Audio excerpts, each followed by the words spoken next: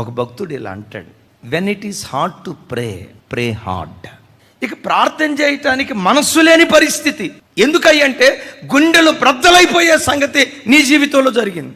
సైతానుగాడు అంటాడు, ఇంకేం ప్రార్థన చేస్తావయ్యా, ఎంతకాలం ప్రార్థన చేసినా జరిగింది ఇదేగా, ఎంత ప్రార్థన చేసినా నీ బ్రతికింతే అన్నట్లుగా ప్రార్థించడానికి నోరు పెగలలేని కష్ట పరిస్థితులు ఉంటాయి.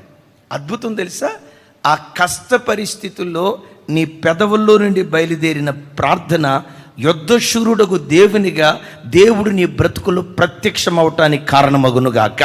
When it is hard to pray, pray hard. నోరు పెగలలేని పరిస్థితుల్లో, ప్రార్థించడానికి హృదయం సహకరించలేని పరిస్థితుల్లో, నిరాశ నిస్పృహతలు ఏలుబడి చేస్తున్నప్పుడే, అప్పుడే నీ హృదయపు లోతులో నుంచి ఓ సన్నని చిన్నని మూల్గు నీ హృదయంలో నుంచి బయలుదేరుతుందే, ఆ మూల్గే గగనమును చీల్చుకొని దేవుడు దిగి రావటానికి కారణమవుతుంది.